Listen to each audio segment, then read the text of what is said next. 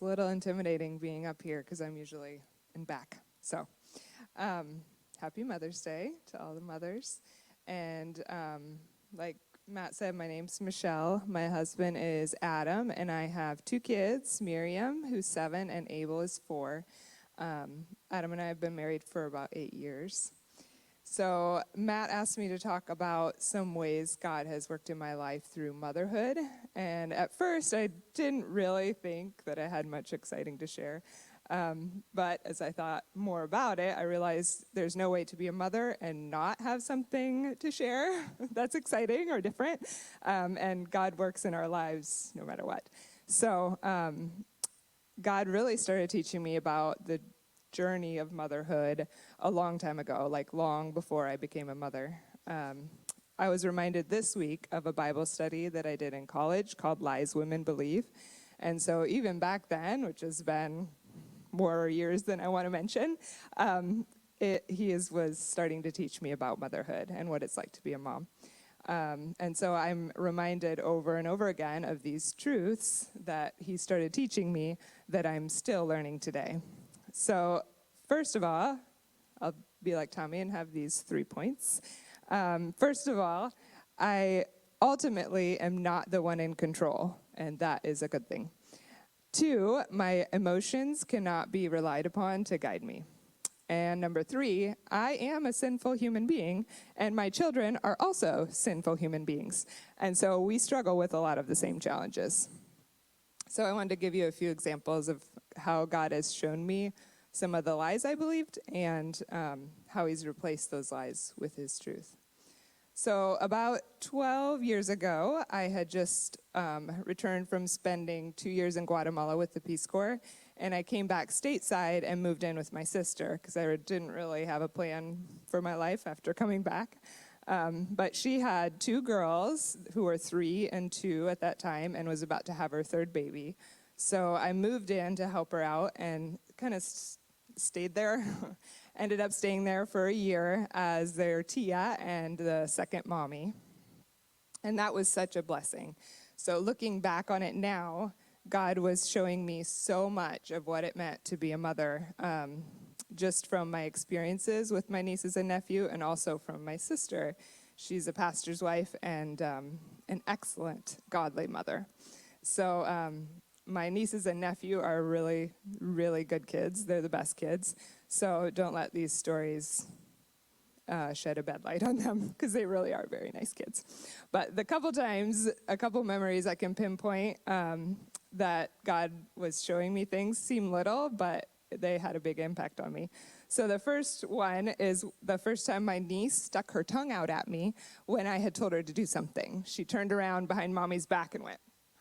And so, which was not very characteristic of her, but at that point I realized, kids are sinful too. No matter how much you teach them, they still are sinful. And then another time was when one of them was playing in a little plastic tub, and I was telling her, I asked her not to do that because I thought she would break the tub. Well, another older lady who's a friend of ours said, reminded me that she was having fun and it wasn't really hurting anything, so leave her alone.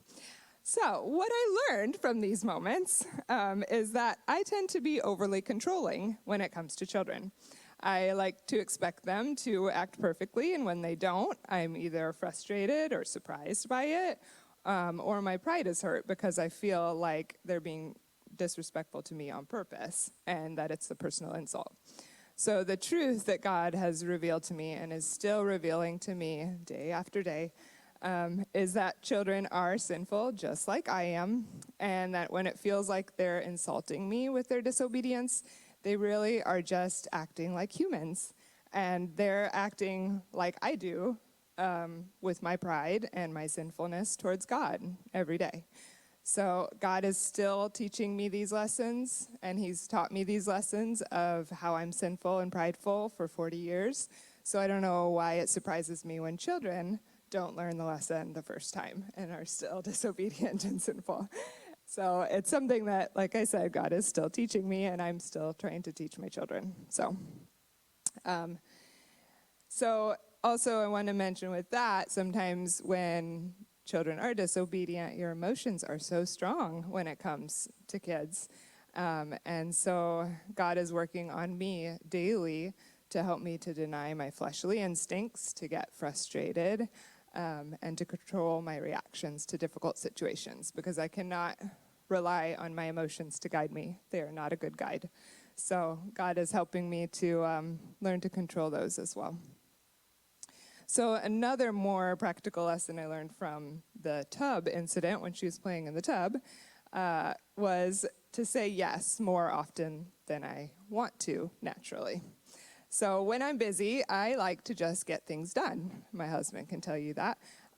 But what I'm trying to learn is to slow down from my get it done sort of attitude and try to evaluate what my children are asking for and how they are behaving in a less adult-like manner, and see if what they're doing is not likely to hurt them or others. If it's not destroying property, then I ask myself, why not? And if the only reason for me saying no is that I don't feel like dealing with it, then I try to say yes most of the time. The last thing I mention that deals with my desire for control, and I think that the control issue is a struggle we all kind of deal with, is, let's see, I'm going to have to read this part so I don't cry. The fact that God is the one in control was made clear to me, especially at Abel's birth.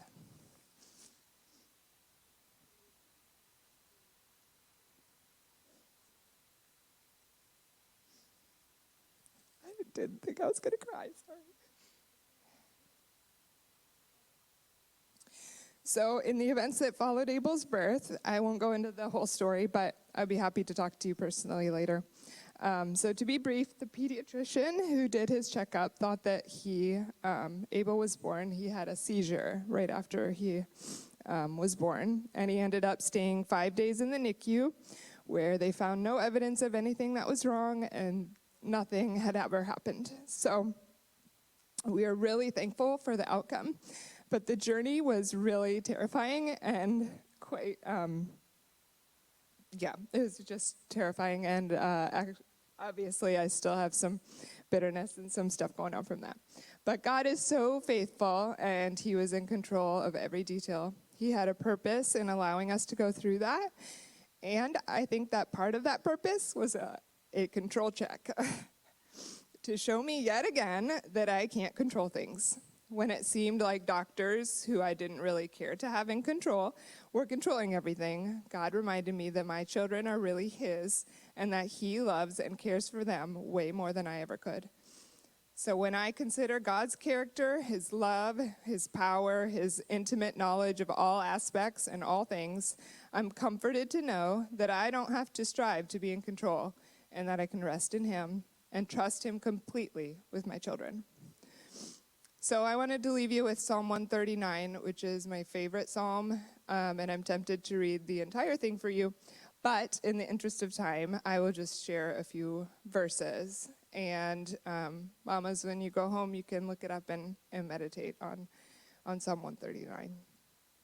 So starting in verse 13, "For you formed me in my inward parts.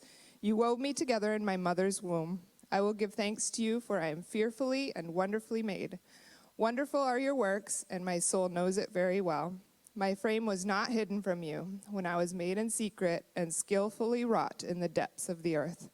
Your eyes have seen my unformed substance, and in your book were written all the days that were ordained for me, when as yet there was not one of them." And in verse 23, "Search me, O God, and know my heart. Try me and know my anxious thoughts, and see if there is any hurtful way in me, and lead me in the everlasting way."